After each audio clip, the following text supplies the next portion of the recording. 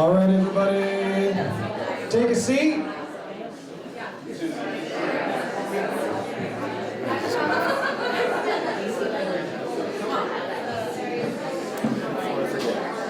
Yes, it's happening, but it's not as hard as it has to be. So don't worry, it's not like that. I'm in like the 22-minute range, so you're good.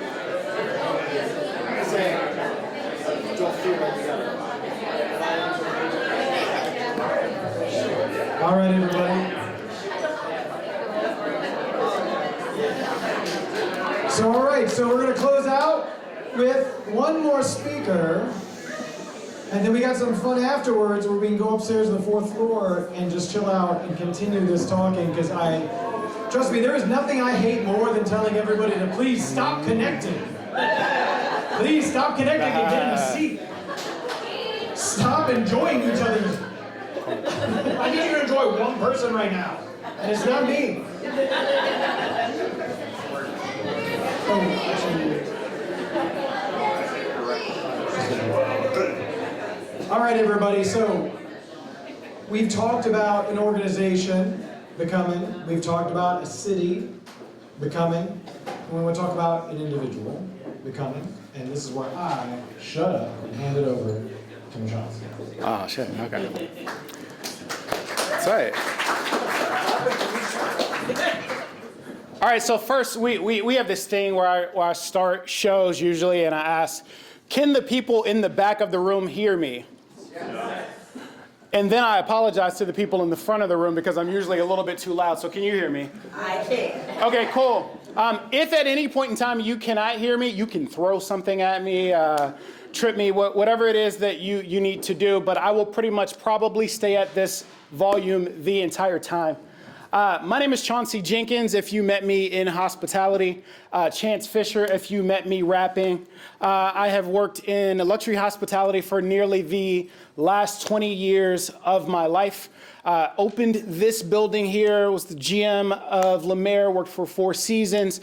Pretty much anything that requires you to spend at least 4 digits in it, I've probably done it.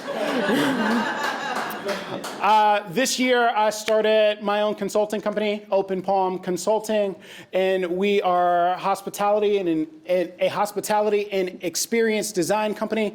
I'm focused on creating thoughtful, memorable experiences for your team, your clients, or for communities. I like to say we do dope shit on purpose. So I said, on the other side of this, I rap. Not as full-time as I used to, but it's not a thing that I'm modest about. So if you're one of those people that like to freestyle, I will fuck you up. So please, please don't freestyle. Just like Thanksgiving, this is not the time to experiment. So,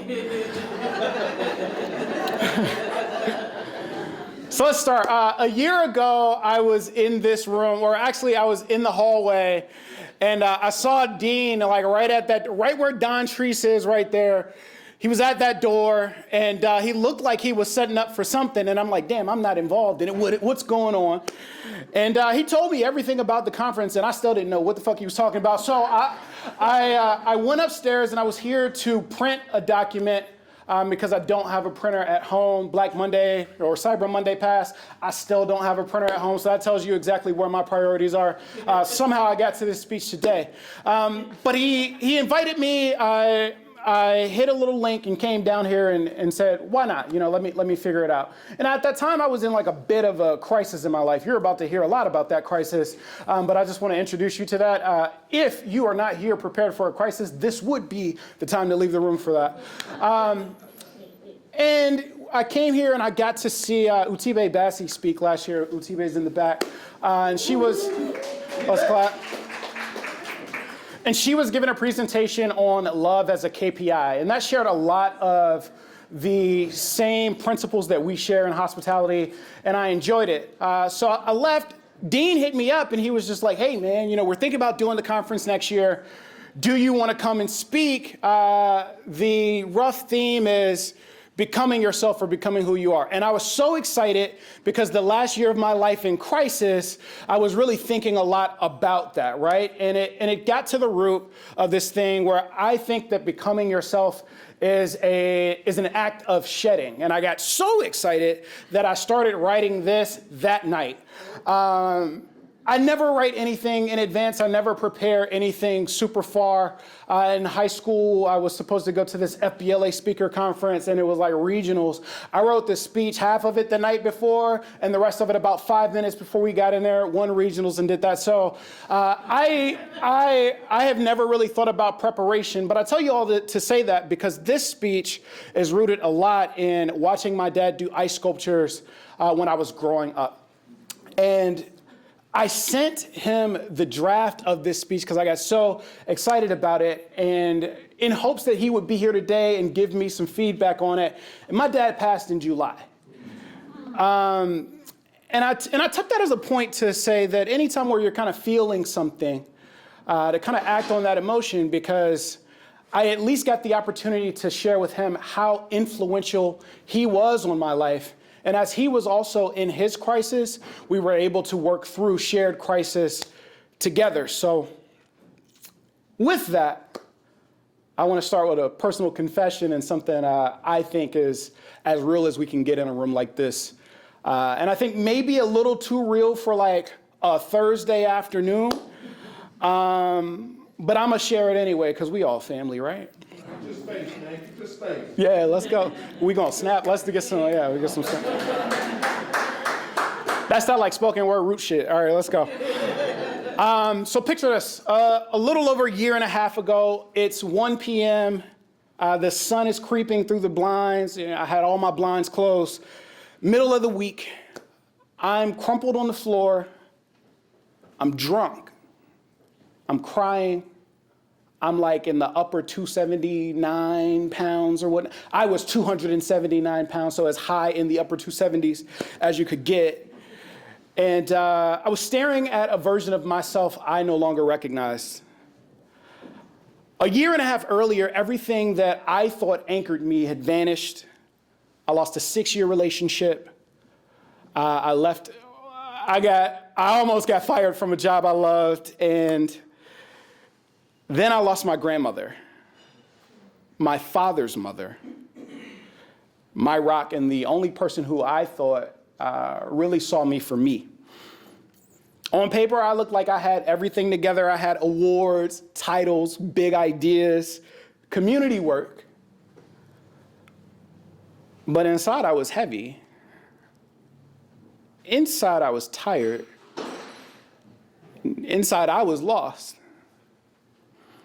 And the weight on my body, I think, was a reflection of the weight I was carrying in my spirit. At that moment on the bathroom floor, it wasn't dramatic. It was quiet. It was humiliating. But I'm thankful that it was honest. And since that moment, I've dropped over 40 pounds, 46 pounds to be exact today. Thank you. That's going to keep me eating unseasoned food, so that's good. But in that journey, I lost those pounds not to become someone new, but to return to myself. Not through punishment, but through a slow, intentional process of shedding. That process, messy, courageous, uncomfortable, is what I want to share today. And I call it the chainsaw before the chisel. Because becoming yourself isn't really about addition. It's about subtraction. Not sculpting something new, but removing everything in your life that doesn't belong. So let's start in the kitchen. I grew up in kitchens. My father had me in a chef's coat before I knew how to spell chef. The joke was that they took me from the womb to the kitchen. From prep stations to walk-ins to line rushes, the kitchen became my first classroom. The sacred rule I learned early was a rule called mise en place, or everything in its place. Everything in a kitchen must be intentional. Every ingredient prepped, every knife sharpened, every station set before the first ticket prints. But here's the truth that chefs rarely say out loud. There's a step that comes before mise en place. The decision of what doesn't belong. You trim fat off meat. You peel layers from onions. You shave a radish down to a whisper. You discard stems, skins, impurities. You plan for waste because the dish demands clarity. And transformation always produces scraps. Then there's the next kitchen lesson, something that you learn when most people mess up. You don't show up with the wrong ingredients. You can't make spaghetti and meatballs with salmon. You can. If you are one of those people, this is the second time where I'm going to ask you to leave the room because the rest of this is just going to be traumatic for you.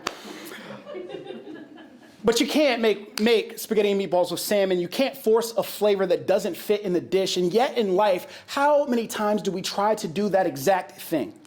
We bring old insecurities into new relationships. We bring old stories into new chapters. We bring fear into opportunities that require boldness. And we bring guilt into seasons that demand joy.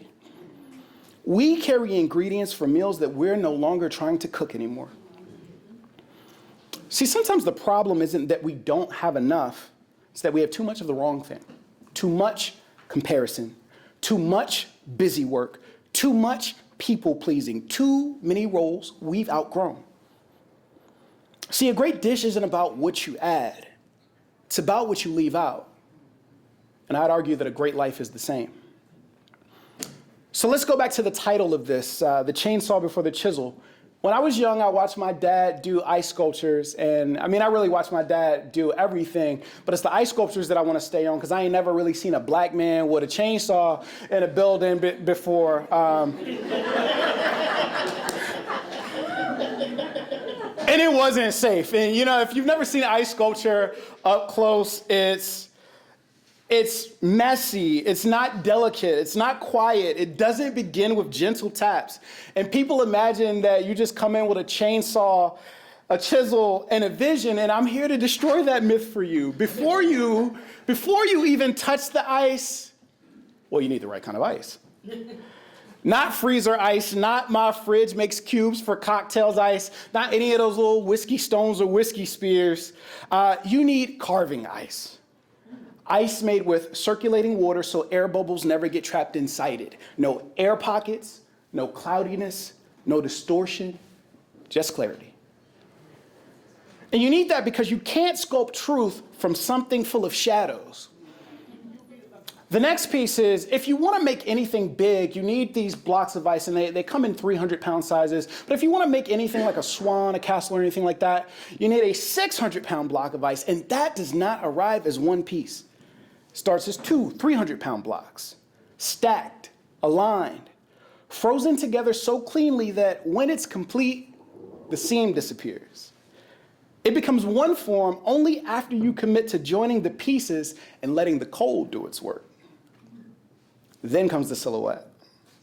You project a stencil on a wall, trace it on the paper, and then transfer that outline onto the ice. You don't guess, you don't improvise, you commit your intention to the block before the first cut. And then the part that most people never see, and the most important, you modify the chainsaw. Why do you modify the chainsaw? Accurate cutting. Make sure it cuts precisely. Because ice isn't wood.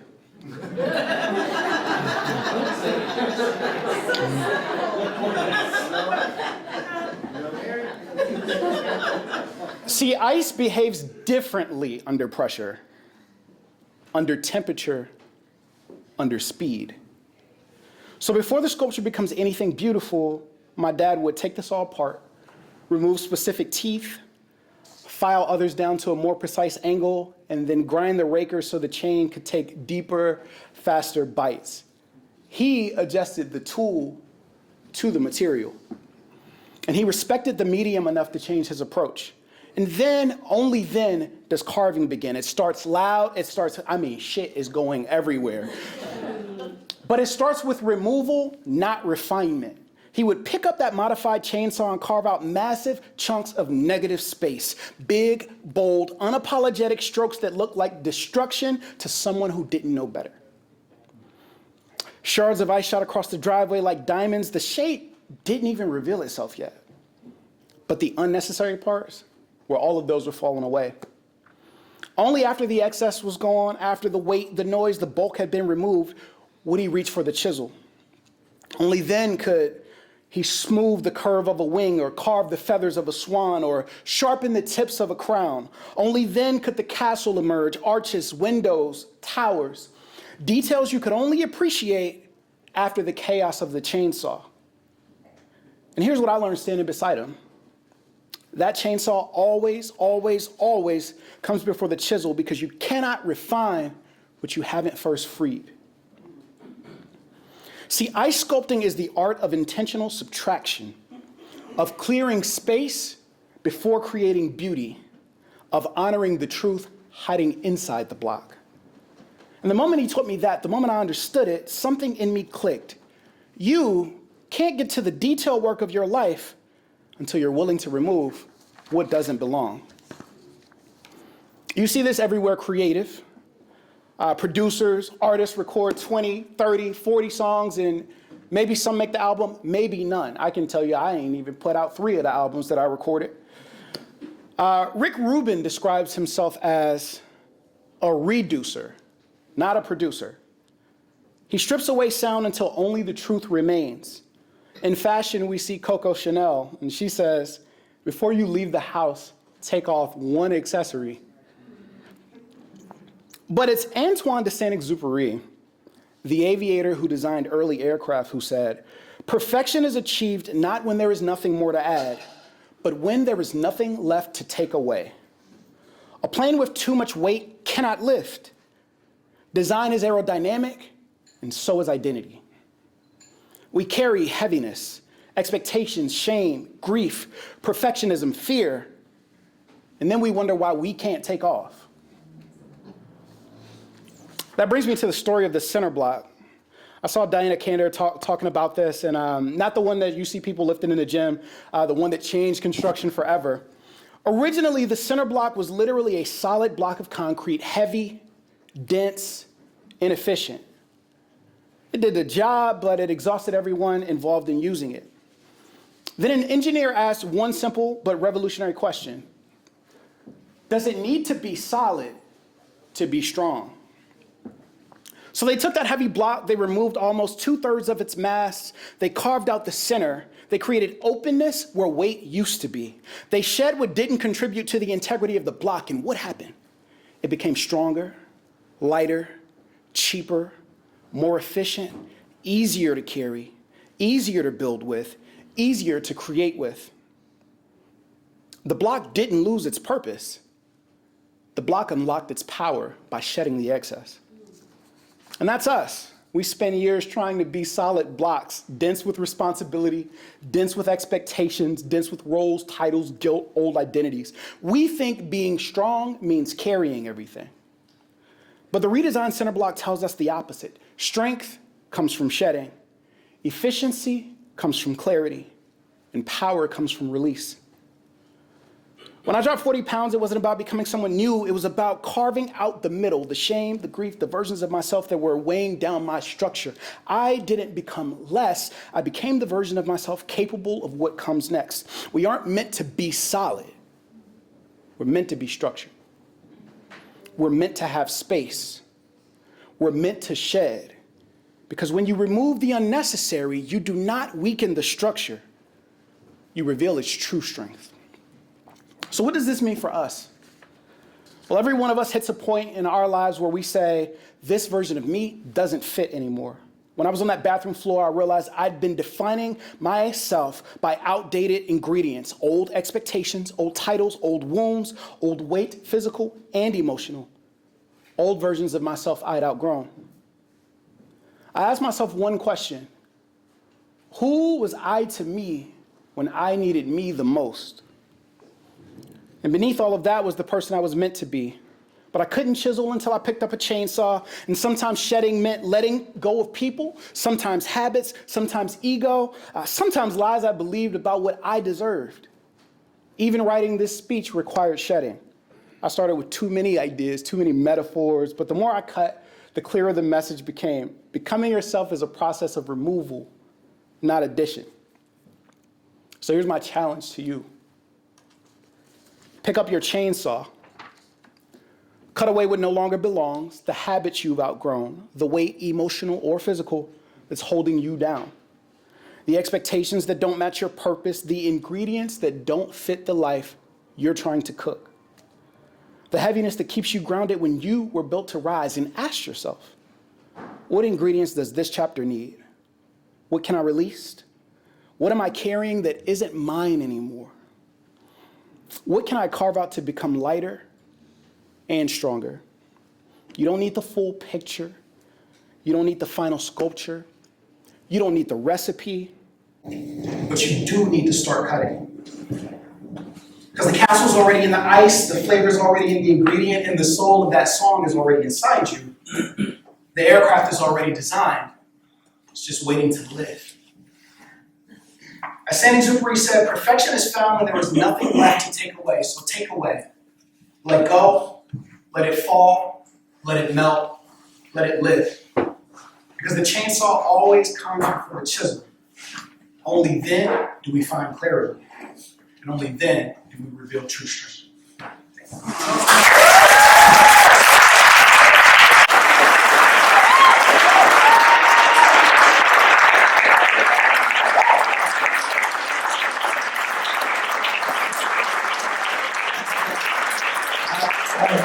Who were peeking around that door a year ago.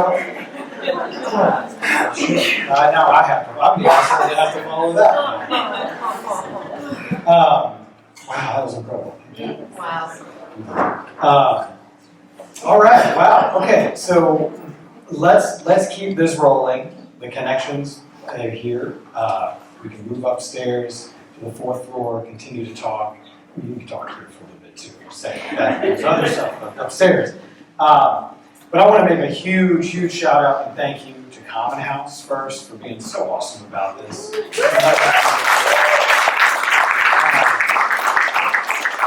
I want to thank our speakers because holy shit today, y'all. What a lineup.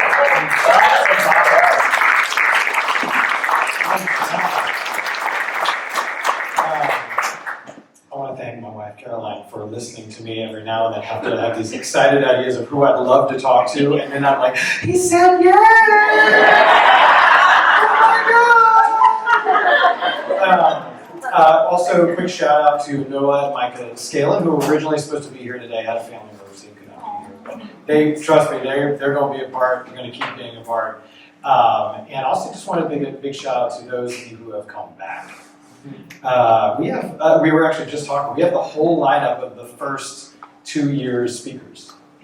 We have the whole lineup of the last couple of years speakers. That says so much to what you all got from it and says to me, and I just thank you all for doing that. And for everyone else, welcome to the family.